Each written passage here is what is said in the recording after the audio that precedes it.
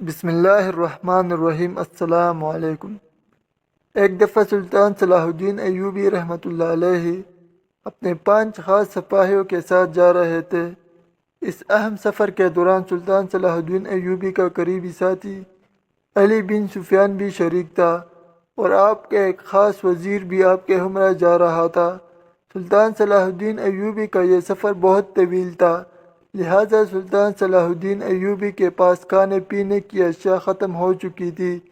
سلطان صلاح الدین ایوبی اس تلاش میں تھے کہ آخر کوئی ایسی جگہ تلاش کی جائے جہاں تھوڑی دیر آرام بھی کیا جائے اور کھانے پینے کا بندوبست بھی کیا جائے۔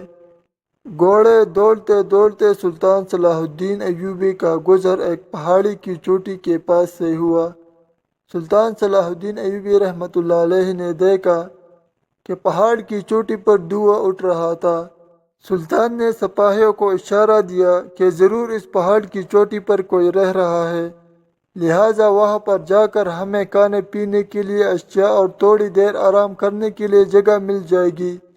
سلطان صلاح الدین ایوبی رحمۃ اللہ علیہ نے جہاں تک گھوڑے چڑھائی کر سکتے تھے لے گئے اور اس کے بعد گھوڑوں کو جاڑیوں کے ساتھ باندھنے کے بعد پہاڑ کی چوٹی کی طرف پیدل سفر شروع کر دیا۔ جب سلطان صلاح الدین ایوبی رحمۃ اللہ علیہ پہاڑ کی چوٹی پر پہنچے تو وہ دھواں جاڑیوں میں آگ لگنے کی وجہ سے اٹھ رہا تھا اور اس کا ساتھ ایک تیر لگا ہوا تھا جس کے نوک پر پتھر لگا ہوا تھا۔ سلطان صلاح الدین ایوبی سمجھ گئے کہ ضرور تیر پتھر سے ٹکرانے کی وجہ سے چنگاری اٹھی ہوگی اور ان جاڑیوں کو آگ لگ گئی ہوگی، لہٰذا اس پہاڑی کی چوٹی پر کوئی بھی آبادی نہیں ہے۔ لیکن جب سلطان صلاح الدین ایوبی رحمۃ اللہ علیہ نے پہاڑ سے نیچے دیکھا تو سلطان صلاح الدین ایوبی کو تھوڑے تھوڑے فاصلے پر چھوٹی چھوٹی بستیاں نظر آئی اور ان میں سے ایک بستی ایسی تھی جو کہ تھوڑی دیر سفر کرنے کے فاصلے پر تھی۔ پیاس کی شدت بہت زیادہ تھی اور تھکاوٹ بھی بہت زیادہ ہو چکی تھی، لہٰذا سلطان صلاح الدین ایوبی رحمۃ اللہ علیہ نے سپاہیوں کو حکم دیا کہ ہمیں اس بستی کی طرف سفر کرنا ہوگا تاکہ ہم جلدی جلدی وہاں پہنچ سکے اور کچھ کھا پی سکے۔ سلطان صلاح الدین ایوبی رحمۃ اللہ علیہ اپنے گھوڑے پر سوار ہو گئے اور اس بستی کی طرف پہنچ گئے، لیکن جب سلطان صلاح الدین ایوبی کا گھوڑا اس بستی کے قریب پہنچا تو سلطان کی نظر اس بستی کے اندر بنے ہوئے کلیسا پر پڑی۔ سلطان صلاح الدین ایوبی سمجھ گئے کہ یہ بستی عیسائیوں کی ہے۔ سلطان صلاح الدین ایوبی رحمۃ اللہ علیہ ہر مذہب کا احترام کرتے تھے، لہٰذا سلطان صلاح الدین ایوبی نے سپاہیوں کو حکم دیا کہ ہمیں ضرور اس بستی کے اندر کوئی نہ کوئی کنواں مل جائے گا جہاں ہم ٹھنڈا پانی پی سکیں گے اور آگے جا کر کچھ کھا لیں گے۔ سلطان صلاح الدین ایوبی رحمۃ اللہ علیہ جب اپنے سپاہیوں کے ساتھ اس بستی سے گزر رہے تھے، اتنے میں ایک نوجوان حسین و جمیل لڑکی جس نے اپنا منہ مکمل ڈھانپا ہوا تھا اور اس کی صرف آنکھیں دکھائی دے رہی تھی، وہ گھوڑے کے آگے آ کر کھڑی ہو گئی۔ سلطان صلاح الدین ایوبی نے بڑے ہی ماہرانہ طریقے سے اپنے گھوڑے کو روکا اور اس لڑکی کو ڈانٹتے ہوئے کہا، کیا تمہیں اپنی زندگی پیاری نہیں؟ کیا تم اپنی زندگی سے اتنی تنگ آ گئی ہو؟ تو اس نے کہا، حضور مجھے معاف کر دے۔ اس کے بعد وہ خاموش ہو گئی۔ سلطان صلاح الدین ایوبی رحمۃ اللہ علیہ نے اس کو کہا، آخر گھوڑے کو روکنے کی وجہ کیا تھی؟ اس نے کہا، حضور یہ بستی عیسائیوں کی بستی ہے اور اس بستی کے اندر صرف ایک ایسا گھر ہے جس میں مسلمان رہتے ہیں اور وہ ہمارا گھر ہے۔ ہمارے گھر میں میری ایک ماں، ایک بوڑھا باپ اور میں ہوں، اور ایک میرا چھوٹا بھائی ہے جو کہ ذہنی طور پر درست نہیں ہے۔ پھر وہ لڑکی کہنے لگی، حضور آپ میری عزت بچا لیں۔ حضور میں نے آپ کی بہادری اور دلیری کے بہت سارے قصے سنے ہیں، حتیٰ کہ آپ کا نام سن کر بڑے بڑے عیسائی بادشاہ رینالڈ بھی آپ کی بہادری سے خوف کھاتا ہے۔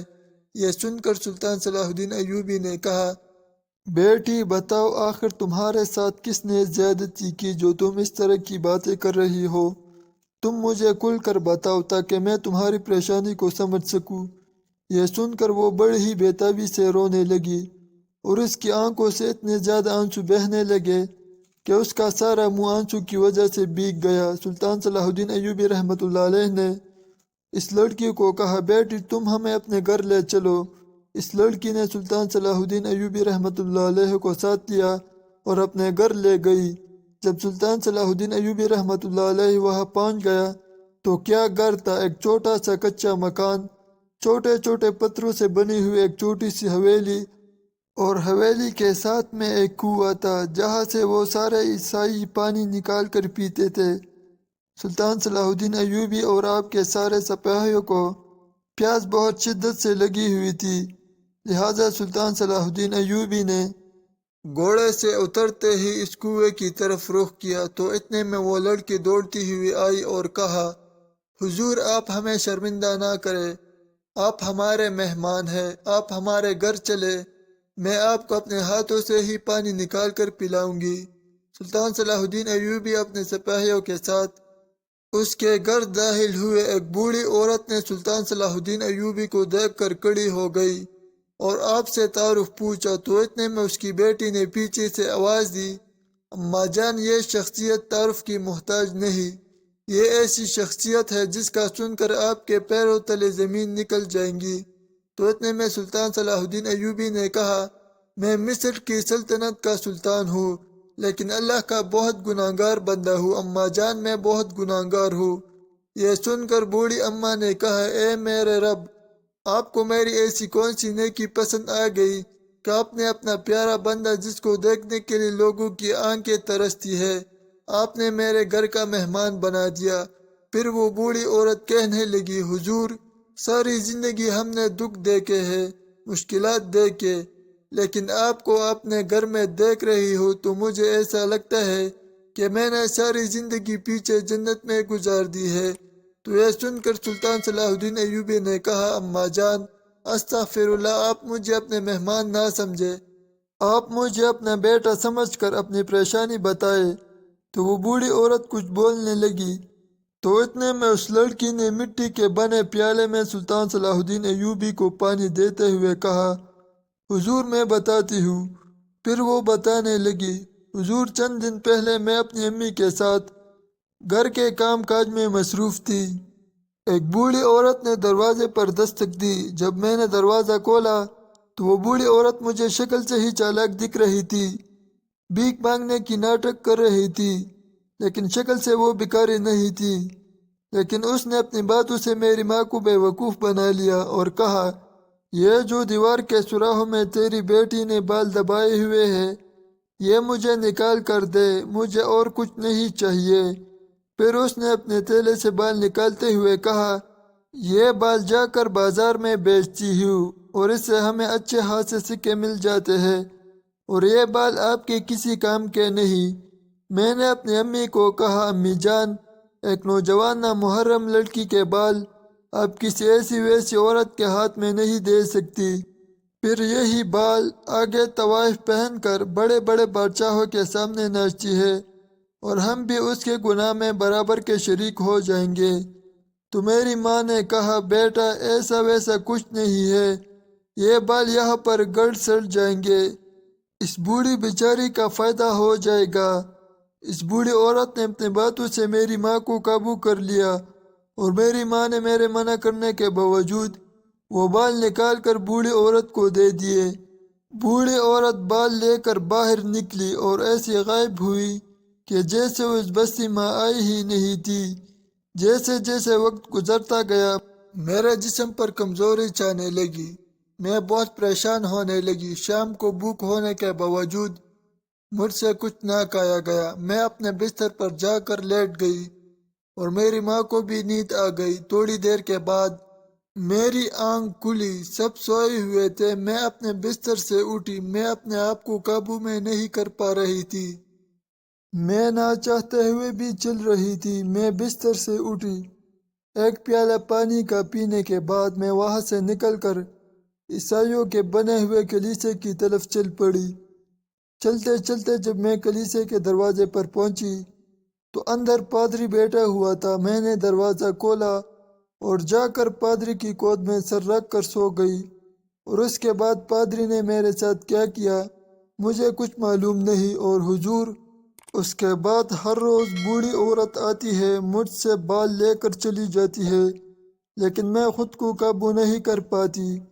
میں بڑی کوشش کرتی ہوں کہ جیسے اب آئے گی میں اس کو بال اپنے نہیں دوں گی، لیکن وہ کچھ ایسا پادری نے کر دیا ہے کہ جیسے وہ بوڑھی عورت آتی ہے میں بے قابو ہو کر اپنے سر کے جڑے ہوئے بال اس کو نکال کر دے دیتی ہوں اور بوڑھی عورت بال لے کر غائب ہو جاتی ہے، اور جیسے ہی رات کا وقت ہوتا ہے میری آنکھ کھل جاتی ہے اور میں خود کو بے قابو ہوتے ہوئے اس پادری کے پاس پہنچ جاتی ہوں اور اس کی گود میں سر رکھ کر سو جاتی ہوں، اور جب میری آنکھ کھلتی ہے تو مجھے صبح کا منظر یاد ہوتا ہے اور میں ایک ندی کے کنارے پڑی ہوتی ہوں۔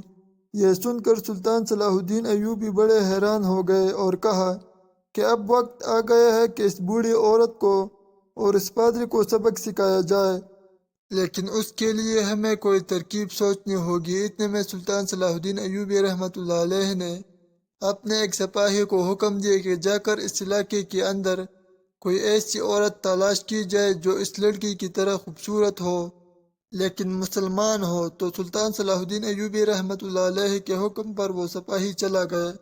تو اتنے میں سلطان صلاح الدین ایوبی نے کہا کہ اب جب وہ کل بوڑھی عورت آئیں گی ہم سب چھپ کر یہ سارا مہاجرہ دیکھیں گے، لیکن اس بار تمہاری جگہ وہ عورت جو کہ سپاہی تلاش کر لائے گا وہ اس کو بال لے گی اور وہ بال بھی گھوڑے کے دم کے ہوں گے۔ یہ سن کر بوڑھی عورت حیران ہو گئی۔ تھوڑی دیر کے بعد وہ سپاہی ایک لڑکی کو لایا جو کہ اس نے ساتھ والی بستی سے مدد کے لیے لی تھی۔ سلطان صلاح الدین ایوبی نے اس کو ساری ترکیب سمجھا دی اور اب سلطان صلاح الدین ایوبی نے اس لڑکی کو کہا جیسے ہی وہ کل بوڑھی عورت آئے تم نے نقاب کر لینا ہے اور وہ یہ سمجھے گی کہ تم اس کی بیٹی ہو اور وہ تم سے بال لے کر چلی جائیں گی۔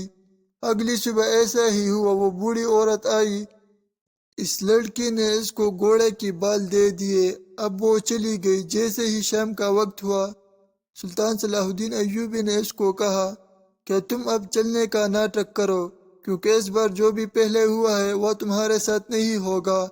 اب وہ لڑکی بھی محسوس کر رہی تھی کہ پہلے کی طرح وہ کسی کے قابو میں نہیں ہے، اب وہ چلتی جا رہی تھی اور سلطان صلاح الدین ایوبی اس کے پیچھے تھے۔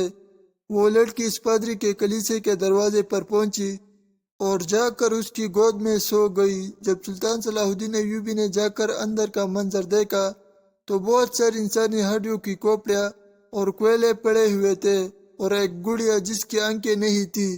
سلطان صلاح الدین ایوبی سمجھ گئے کہ یہ پادری کوئی عجیب قسم کا جادو یا کوئی ایسا کام کر کے اس لڑکی کو اپنی طرف بلاتا تھا اور اپنی قابو میں کر لیتا تھا اور اس کے جسم کے ساتھ کھیل کر صبح اس کو ندی کے کنارے چھوڑ دیتا۔